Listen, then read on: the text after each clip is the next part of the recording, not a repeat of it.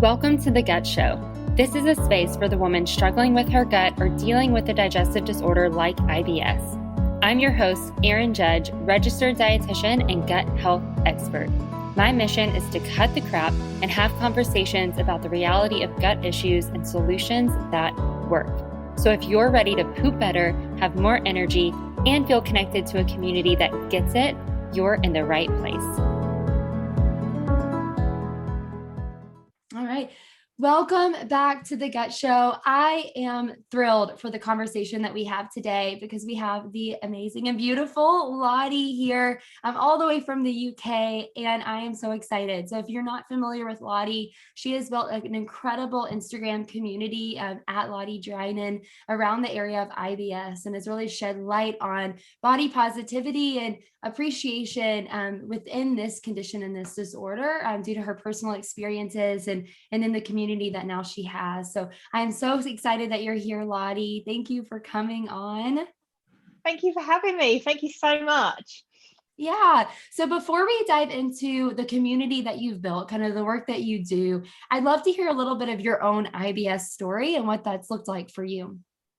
Yeah, of course. So I think like a lot of people, it was a really long one. I only officially got diagnosed. I say that like they hand you a certificate, but like maybe like 3 or 4 years ago now, and it took around 8 years to get diagnosed. So I was must have been like 17, 18 when I started experiencing, or no, it's younger than that actually, when I started experiencing stomach problems, which I didn't know what they really were, a lot of bloating, and they definitely got worse as I was about 18 years old.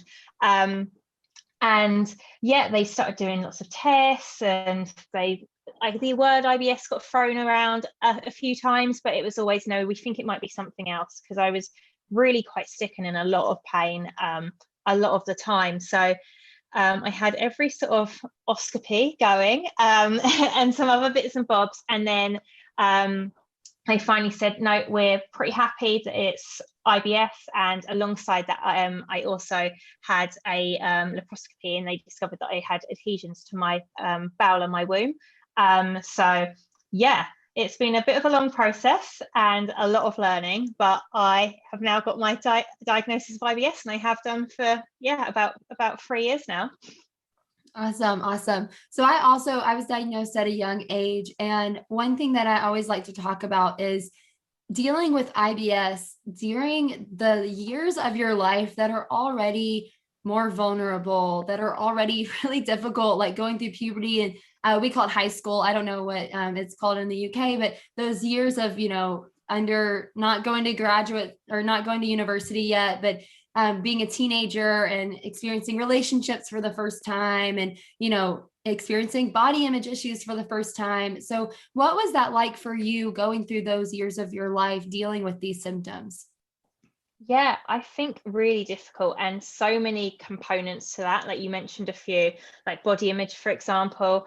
Being a woman already, it's really hard to have to deal with body image and seeing everything in the media. And then you've got diet culture. And then when you can't even, I describe it, it's almost like you can't even get to know what your body looks like. So it's hard to accept it when it's constantly changing, because one day you could think, okay, right, this is my body. I'm going to accept this. I'm going to hopefully try to learn to love it. And then 2 hours later, it looks like somebody else's body. It's just totally different. And I think that made it really, really hard. And things like even like what clothes I wore when I was going out to the clubs, and like my friends would be in these bodycon dresses, and I would think, how can you even drink a sip of water without looking 6 months pregnant? And it was really difficult. And those things sound trivial, but when you're sort of 16, 17, any age really, it is important, and it can really sort of impact your confidence. So it was difficult to navigate. And I think as well, then you throw in the whole food thing, which I'm sure we'll probably go into, but then not being able to eat certain foods or going on restrictive diets or trying to figure out what your triggers are. And then your mates inviting you to Nando's or whatever it is, or at the time it was TGI Fridays.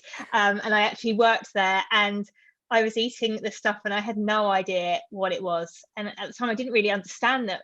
Could it be linked with gluten and stuff, or food, whatever it was. So it can just make it really hard to just what should be quite easy social environments, like going out to dinner, going to a friend's house, getting dressed up to go out with the girls, it just makes it a lot harder. And school and work as well, like having to take time off for being sick. Yeah, yeah, absolutely. I think that's probably the piece that those without IBS don't understand very well, is how much it can impact you behind the scenes. So it's all behind the eyes, right? Like no one can really see that until you're bloated. And then obviously you can see that, but even that doesn't always translate to others. And it can be confusing to live in and confusing to those around you because there's a gap there. What were your relationships like? So I know you're very social. I see that on Instagram. Lottie is like the queen of the party, it seems like, which I Not love. the past year, but Yeah, no, it looks so fun. You're the instant friend. I feel like whenever we come to your Instagram, you're a friend and you're exciting and you have so much fun, which is really cool to see. What was that like in college, being with your friends and going out with your girls? Like, were you able to share what was going on with your IBS, or did you go through a period of time where you felt ashamed and didn't want to share that? What was that like? yeah, I mean, I'm very lucky, and I've been friends with my girlfriends for like ages, like over 10 years. They're my school friends and I can talk to them about anything. But when you're first going through it, I think especially when you don't understand yourself, it's embarrassing. I think when the words irritable bowel syndrome, it doesn't sound particularly glam, does it? And you're like, I don't want irritable bowels. Nobody wants to have irritable bowels. So I think navigating that was difficult, and working it out in my own head, especially before I got that proper diagnosis. And I didn't talk about it for a while, and it was as well, like, even fear of looking fussy. I've always been very into my food, and I found it really embarrassing going for dinner or to a friend's house and saying, oh, actually I've been told to cut this out, or I think that I can't have this. And back then as well, I know it's not that long ago, but I feel like things have really changed in the past couple of years and people understand it more. But back then, this was before even like gluten-free or dairy-free was readily available on restaurant menus. So it was, oh, you're just so fussy. Even for my parents, like my dad's a chef, and he was like, well, no one in my day couldn't eat this. So yeah, it was hard to talk about. But my relationships, I've been very lucky. And with my husband, we work together. So I talked about it openly in the office, and he'd hear me talking about poo and stuff like this all the time, like way before we were together. So then when we did get together and we were like dating, he was like, you do know that I already know you're really disgusting. So it kind of cut out some of that stuff. But it's a hard one. I think new relationships, like starting a new job or opening up to someone that becomes a friend or a colleague, it can be really difficult to start those conversations. Yeah, I definitely get that. I think things are changing, thankfully. I think we've had so much awareness being built. Instagram is phenomenal for this because people are talking about it, and there's normalizing, I guess, going on around it. And something that I always like to say is that the sooner you can break down that barrier, just have a conversation, and you don't have to share your personal details, but starting those conversations, it's always amazing how many other people are struggling and are dying to have that conversation, and you'll get more than you want. Oh yeah. Yeah, I think once you start talking about, especially like poo and bloating, like people, we all love to talk about ourselves, don't we? And when we've been internalizing that for a long time, and then suddenly we've got someone that relates, I feel like we're like, and you can't stop. Like, so I think, and yeah, we know that 1 in 5 people have it. Like, that's a lot of people. So even if you speak to someone that doesn't, the chances are they are friends with, are married to, have a family member that does have it, so they can relate. Yeah, definitely. And I think that's something that it is becoming more common, and people are very much interested. And I think with gut health being sexy, there's some hard parts of that, which I think we probably agree on, and we'll get to food because that's a big piece of that. But because that's become such a sexy topic of the gut bacteria and, bloating and all of that, I think that people are more willing to talk about it.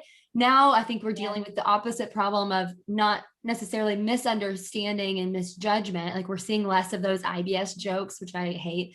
But now what we're seeing is misunderstanding of what's truly happening and what can help. And so I know that you've had an interesting relationship with food throughout the years, and you've been very open about sharing that through your own story.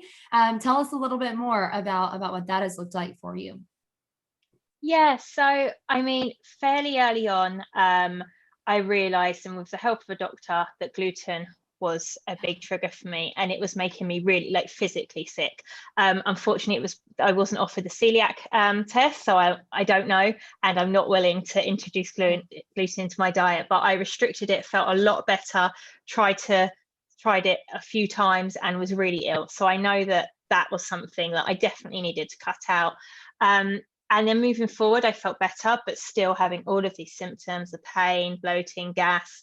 And quite early on, I was told to follow the low FODMAP diet before I got my everything else ruled out.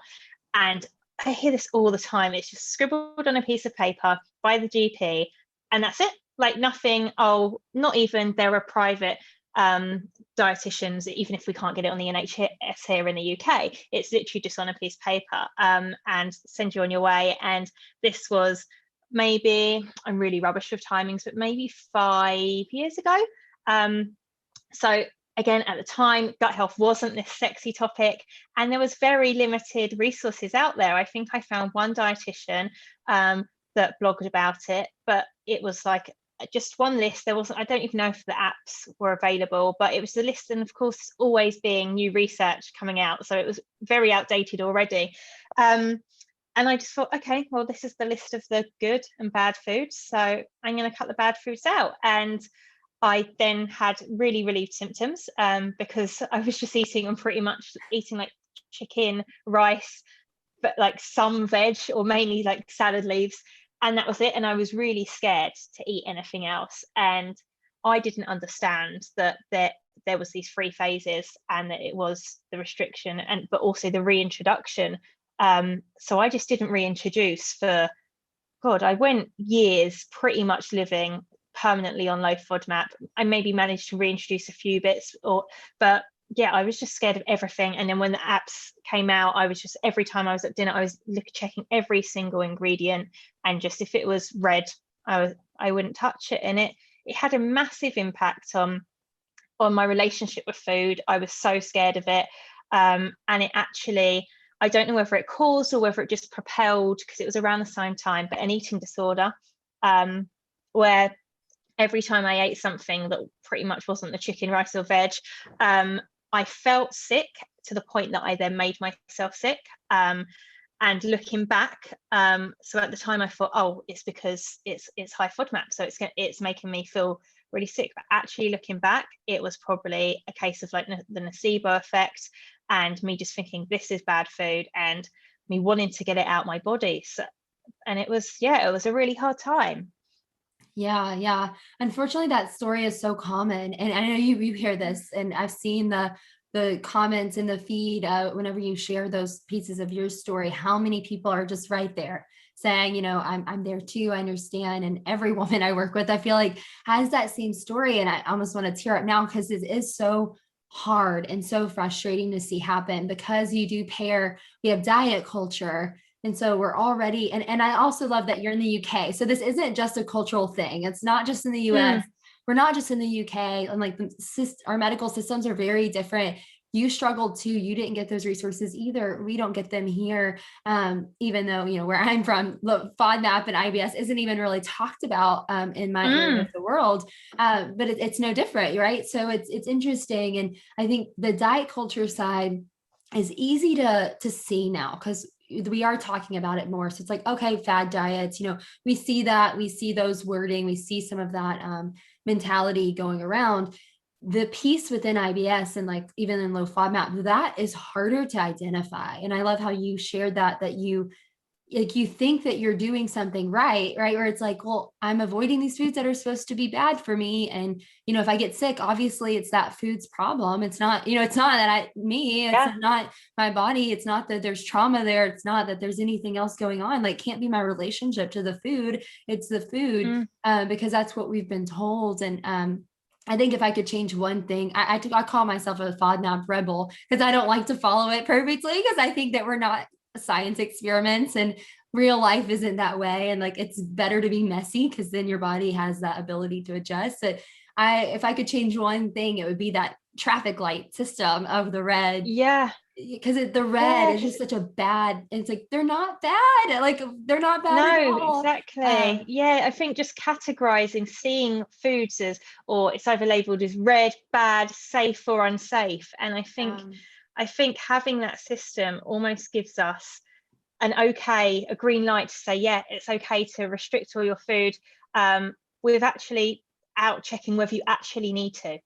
Yeah. And that's the thing, because we know the low FODMAP diet, I mean, it's for 70% of people, it's really Yeah. helpful, but it is a diet that should always be done with the help of someone like yourself, who is a trained dietitian in that area. And not all dietitians will be trained in low FODMAP Yeah. diet, but also I think as well, we know it's not first line treatment, but doctors are still prescribing it as, when actually there's some real other stuff, including diet and other things, that we can be doing before we do something that drastic. I don't know if you agree. Well, I do know that you agree with that because Yeah. we've chatted about it before, but 100%. Yeah. I wish that they would change that list that they give to just being like, hey, like, check in with your stress level and give true help with that, or just a referral list of like, hey, here's a therapist, here's a pelvic floor yeah, physical therapist, here's a dietitian, here are all the resources that could be helpful for you to go explore what's happening. And I know that you're passionate about this in terms of educating, so let's get into that a little bit more. So when did the Instagram account come on, and really what led you to starting that?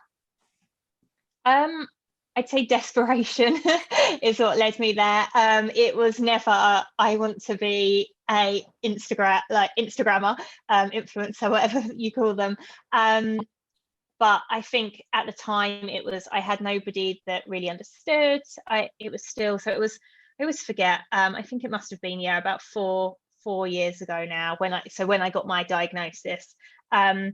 And I just felt really lonely and confused. And that's when I started to take the low FODMAP diet sort of, I say more seriously, but I was like writing in a really try, because I was like almost, you probably hear this all the time, but like I almost binged on the diet. So I do it really strictly and cut everything out.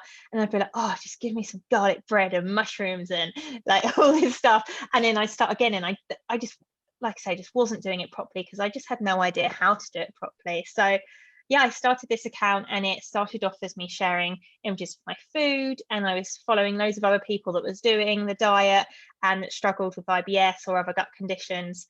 And yeah, and I just not straight away, but started to just find this community and became part of it. And it was other people, and I thought, wow, I'm not actually alone. That's pretty cool.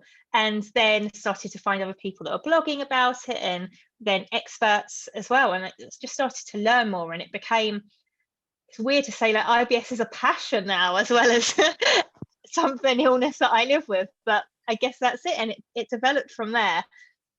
That's awesome. Yeah, I think I only came around your account 2.5 years ago, maybe, as kind of around the time that I kind of niched down to IBS. And of course, I found you very quickly because you're one of the top faces at that time. And one thing that you shared towards the beginning was about like the bloat friendly clothing. I think it's what people fit into. So tell me a little bit more. So you started the account when your relationship with food wasn't really great, right? You were still working through that. When did the bloat friendly clothing kind of come in line? I think it was pretty quickly. It was about sort of 6 months. So I realized, I always say this, I'm such a bad food photographer. Like, I'm awful. So all my pictures were disgusting, looked like cat food. And and I started just feel a bit more comfortable as I found myself being part of this community. I started being a bit more comfortable sharing me and the face behind these photos. And I started to share a little bit more about mental health and the connection. And at the time, it was only when I was just starting to learn about the gut brain axis. So I was writing a few blogs about that. And then I just got a bit more confidence and started talking about bloating. And when I did, I mean, at the time, it was probably maybe like 5 comments, but like, I was like, wow, other people saying, oh gosh, I get this too. And I didn't know I wasn't the only one. Like, and it was just amazing to see people come in, and I thought, oh, people are going to think this is disgusting, like, but they weren't. Everyone was so lovely, and the more people related to it, and then people started tagging me in their bloated photos, and then I just started sharing. I mean, fashion has been something that I've been always into. I've always loved clothes and things that make me feel good. And I just started realizing that, okay, I'm going to now wear clothes that do actually make my body feel good. I'm not going to try and fit into these really tight jeans that are going to hurt me. And that just, it was just a bit of a natural evolution. And one day I just came up with that hashtag, and it sort of stuck, a hashtag my bloated wardrobe. And now I think like thousands of people are using it all over the world, which is mental, but really amazing. And just seeing this community of people and seeing people's minds change, because we think it's obvious now. Oh, of course you'd wear clothes that make you feel good, but it's not. And sometimes just someone saying it, you're like, oh wait, yeah, I actually have the ability to choose what I put on my body, and to choose things that actually fit and fit for the whole day, not until I eat lunch or until I have a flare up. And it kind of is, it's not, it's a sort of a real light bulb moment, and it can make such a big difference on our confidence and our health. Yeah, no, 100%. I think that's something I actually get asked a lot, so often. And always, your name comes up when people are sharing in communities, like, oh, Lottie has great advice on that. And Oh, it thank is you. interesting that what you think is obvious, within these communities, like we said at the beginning, that body dysmorphia of like, I don't feel connected to my body. And I think what we do a lot of times is we either blame ourselves, like, oh, well, it's my fault that I'm bloated, or we blame our body, like, well, it's my body's fault. And we never think to look Yeah. at the logistic of it, of like, well, what if I just wore something different that made me feel comfortable? What if I was able to feel confident in a different way without it being, not putting my confidence in the fact that my belly looks the same, from the start of the day to the end of the day. It's like being able to be confident in something else. And I love that you've done that. What would you say that you've learned the most, I guess, since leading and starting your community? I think that whole thing of knowing that we're not alone it's an amazing thing, and obviously we never want anybody else to be suffering.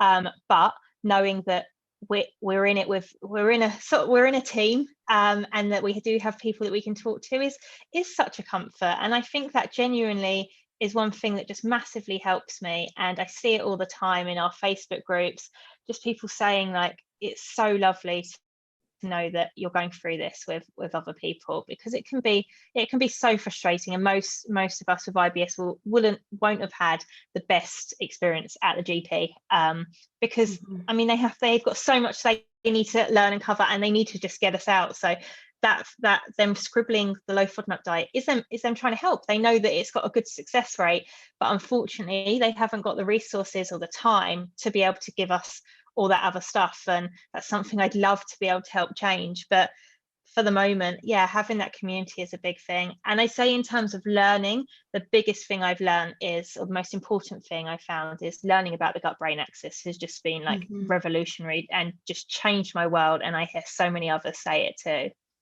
Yeah, absolutely. I think that's what we need more of within our world too, because there is so much information on diet and on, it's like, yeah, you can follow low FODMAP all day, but if you don't have that gut brain piece down, then there's something missing, and it's not going to go anywhere, right? And I think that that's something that's really beautiful. Okay, so shifting a little bit, over the past year, I think it was around a year ago, maybe. So you quit your full-time job, right? And now you're Yeah. full-time in what you've created. So tell us a little bit more about that. It started with your diary. You've launched a company. What was that like? Yeah. And how did you decide to go full force into that? Yes, so I mean, this time last year, I was a full-time events manager for a corporate dental company, and I loved it. And then, I mean, is it a year today, I think, since the UK Wow. lockdown began? So happy anniversary. But I think it was around 6 months before I'd been really wanting to create a diary. I had this in my head, and basically, when I got diagnosed, I was told, and I was reading up, and to keep this food diary, we know that that's a food and symptom tracker, is really, really helpful. But as I was learning more about all the other things that impact us, such as stress, our sleep, our hormones, how much water we're drinking, our movement, I was like, okay, so we're just tracking our food, but what if it isn't that bit of onion that caused that bloating? What if it's the fact that we've had a really crappy day at work, or we've just had some bad news? Because I know for me, stress is my biggest trigger. And you could say something really horrible to me right now, Erin, and my stomach would just explode. Like it would just expand. Like so I was like, okay, I really want to create a way that people can track this. So yeah, I had this idea, and I just thought, oh, it's probably never going to happen. And then the pandemic happened, and I thought, no, I'm going to make it happen. I'm at home. I'm going to really try and get this done. So, I mean, I contacted yourself, and that was really important to me. I wanted it to be not just Lottie who has IBS. I wanted it to be as helpful and accurate as possible, especially as I started having ideas for more resources, because it's got all the other bits and bobs on sort of gut brain axis and different exercises and activities. That was really important to me. So I reached out to a couple of dietitians and some mental health experts. And yeah, it started just coming together, and it became this monster. I thought it was just going to be this daily tracker, and it became just this most ginormous amount of work. But it was so fulfilling, and I just loved doing it. And yeah, I launched it in, so I think my pre-sale went on in May, sorry, and then they all went to print in June, and I couldn't believe that people were actually buying these things, and then that people were using them and finding them helpful. It was just, it blows my mind. Every time now I get a review in, I'm just like, I can't believe that this is helping people. And I know it sounds silly, but it felt like something that wouldn't happen. So yeah, it sort of all just happened really quickly, and then because I package everything myself, it takes up more time, and honestly, in our little house we've just got boxes and boxes of these diaries. But yeah, it started to grow, and I had more ideas, and so eventually I went part-time and then full-time self-employed. And now, yeah, it's sort of growing to a point that I'm really struggling to keep up, and I probably need a team soon, which is scary. But yeah, it's my passion, and being able to do things that bring a community together and make things that aren't very easy to go through a little bit easier and a little bit cooler. I like to think that we can try and make it a bit fun and a bit cool to have IBS. Yeah. No, I agree. I think it's what we need. We need things that are fun and pretty and exciting, and Yeah, be able to navigate things that do come with some shame and embarrassment, being able to kind of break that down in a way that's exciting and fun, I think makes it more enjoyable, and helps also overcome some of the fear and stress, like logging, especially. I know a lot of people struggle with that because they yeah, don't want to know, they don't want to dive in. And so having a space that is created to be joyful is a good thing, and I think that's why people love it. I'm yeah, not surprised that you've done so well, because I mean, you're a friend, you're present, people want to be connected because you've shared so much value in what you share day to day and a lot of your life. Going into that a little bit, so the company, You've Got This, which is super cute, you've got a huge community there now. I know you launched the sweatshirts, or what do you call it, the jumpers, yeah. a sweatshirt. You launched those this year, which is exciting. But let's talk a little bit about the stress of managing a business, because business is not easy. And I talk about this sometimes, where someone living with IBS, because I have IBS and stress is a trigger for me too, taking on the stress of running a business that helps those with IBS. How do you navigate that, and what does that look like? Yeah, I mean, I remember the day that they went on pre-sale, and I thought, oh my gosh, what if not a single person orders one? And we actually it was nearly 500 people ordered in the first few hours, which was just nuts.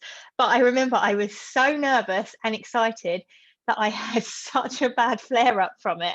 And I was sitting there, I wanted to like get dressed up and like celebrate. And I was sitting there in my dressing gown with like a really, really sore, painful belly from it. And yeah, it's a hard one, but I think being honest about it and transparent is, people appreciate that, because otherwise it would look like I'm lying and I'm just strolling around like absolutely fine. No, it does affect me, and yeah, so I do try and show that online, and it's been a massive learning process. I'm not, I didn't know much about running a business at all, and yeah, it's been a big one to navigate, and also trying to sort of learn when it's okay to take some time for self-care. So if I am having a flare up, okay, right, what bits of business, and that's the thing, it is hard because bits do need to be done, because I don't have a team, so I can't say, oh, I'm just going to leave it, because diaries won't get sent out, and then people will get upset, and we like have the community where we have to be approving posts and things like that. So yeah, I think I share that, and my community is just so lovely, or our community is just so lovely, and people, whenever I post something, people are so kind, say, oh, don't worry about sending mine out today, just wait until next week and just feel better. And I think it's just so nice, everyone just sort of understands each other. And yeah, so it's definitely had hard times, and I'm still navigating it. It's still very new for me, but I think being honest about it is what helps it become what I hoped it would be.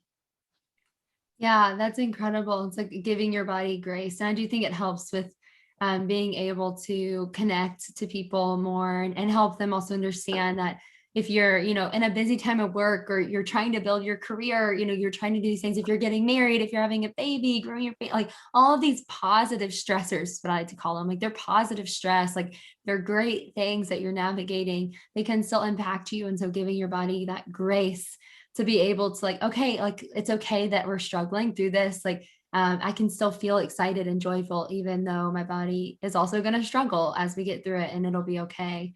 That's Yeah. awesome. And I know that, and based on what you've said, like the joy of getting to help those who've been where you are, but also getting that feedback where you're making an impact. Like, is that what you would say is keeping you going with it and helping you whenever you are navigating the stress that comes along with it?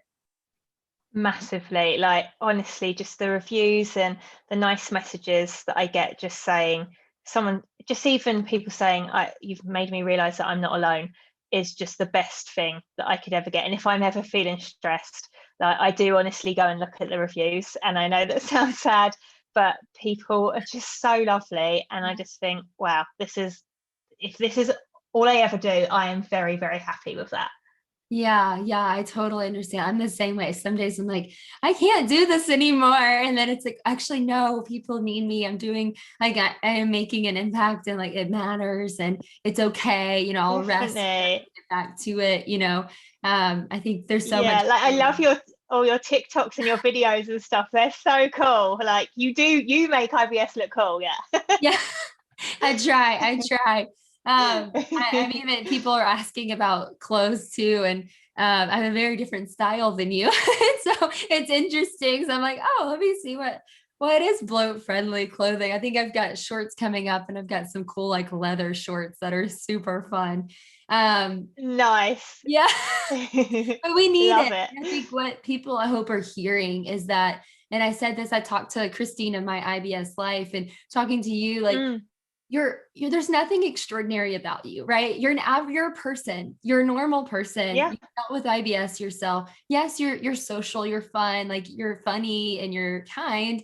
But there's nothing extraordinary about you. You just showed up and decided to share your story, and you've been able to create a yeah, community from that. And so I think a lot of times people look on and they say things, and I've seen them say this to you, I mean, in comments, but I wish I could, like, wish I could be that mm, brave, I wish I could share that. And I hope that people who are hearing this understand that all it takes is like pushing through that fear a little bit, and just opening up and having conversations. And you never know who you're going to come oh, across. And definitely. the impact is so valuable. And yes, there are some mean people out there, very few, usually it's people who have no idea what they're talking about. And so it's easy to just laugh at them and move them on.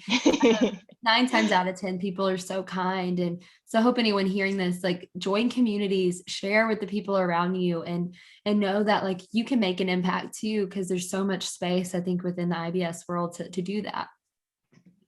Definitely, yeah. If I thought 5 years ago, oh, I'll be prancing about with my bloated belly out in my knickers doing stupid dances. Like, I'd think, no way. Like, oh, how, like, even the thought of people thinking I don't have a flat stomach, that's how, not like, that's how my brain was working at the Yeah. time. And it's, yeah, sucked into diet culture and just not understanding my body. But yeah, like you say, every conversation that you can have just makes you realize more and more how you're not alone, and then you can pick up tips and feel a bit more positive. And yeah, like all the different sort of nuggets of the community, like find your space, find your people, and you absolutely can feel confident and positive.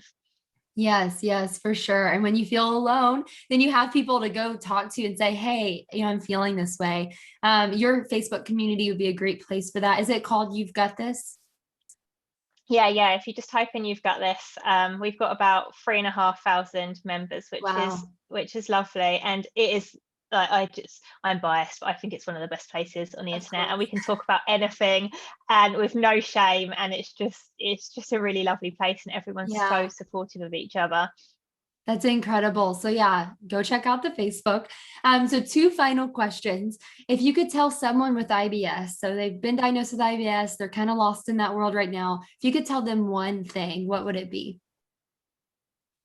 Um, it would be to research the gut brain axis and have a little look and really start listening to your body. It feels hard because it just feels like it's doing whatever it wants and there's no pattern. But if we really start to listen and log and just that, there's usually, I mean, it is our bodies are responding to something it doesn't like, and sometimes it can be really hard to figure out what it is that it doesn't like, and we don't always know. I don't think every single one of us can say we can pinpoint every single flare up or bloat, but we can start to feel more in tune with our bodies, and I think that's really, really important. That's awesome. And then if you can tell someone who doesn't have IBS one thing that you wish that they would understand, what would that be? I would probably say stop asking people if they're pregnant. Like, that is, do you know what? I have so many people that say to me, "Oh, someone asked me if I'm pregnant, but I'm just bloated." I think, stop asking that. That's the first one. Um, Yes. and yeah, I mean, all of us, whether we've got IBS or not, our gut and our brain are connected. We've all got a gut brain axis. So even if someone doesn't have the IBS symptoms, you can relate to having the butterflies before doing something nervous at work, or having to run for a nervous poo before you go Yeah. on stage and present or something like that. So I think that it is just a good way to start understanding. Oh wow, how much they're connected. Um, yeah. Yeah. Yeah, that's awesome. That's awesome. I agree. I agree. So everyone go follow Lottie. You can find her at Lottie Drynan or find the business at You've Got This and then you've got this.co.uk. Anything exciting coming up that you want to share or kind of tease everybody about? So this year I definitely want to bring more of the community side together, so sharing stories from other people. We started to do that, and we're doing it more and more. So we've got getting like Instagram takeovers, and we want to get some blogs. So the community feel is the most important thing. And once COVID has buggered off, events definitely. So we had some planned Yes. for last year, but they had to be cancelled. So I'm really hoping by the end of this year we can just bring people together, and it might even be like people in the group. It's so cool. People are like, right, who's from, I don't know, Manchester, and people be like, yeah, and then they can just go meet in the park or something. Like, it doesn't Yeah. have to be a big organized event, and it's just so cool that people are making friends from this. So I'd love to be able to sort of facilitate and allow for that more. That's incredible. It's incredible. I will hop on a plane and be there. I want to come. Please do. Yeah, I'm sending you a VIP ticket to anything we do. Yeah, I would love to. So if you guys are interested in that, make sure you go join the Facebook community so that you can get that information. Well, Lottie, thank you so much for coming on. I'm sure this is going to be valuable for everyone else. It's valuable for me. And so thank you so much. And Oh, thank you. I've learned so much from you, and I just think you're fantastic. So thank you for everything and for your support with the diary, because in case your audience didn't know, you contributed to that, and it was amazing. And I know people really appreciate just having that sort of comfort that someone that really knows what they're talking about has checked that and they advocate it. So thank you very much. Absolutely. Yes, I love the diary. So go grab your diary. Well, thank you, Lottie. Thank you guys for tuning in. We'll see you on the next episode. Do you like what you heard? Leave us a review. Do you want to connect with others in this community? Join our Facebook group, The Gut Community, or follow us on Instagram. All links can be found in show notes. Thank you for listening, and we will see you next time on The Gut Show.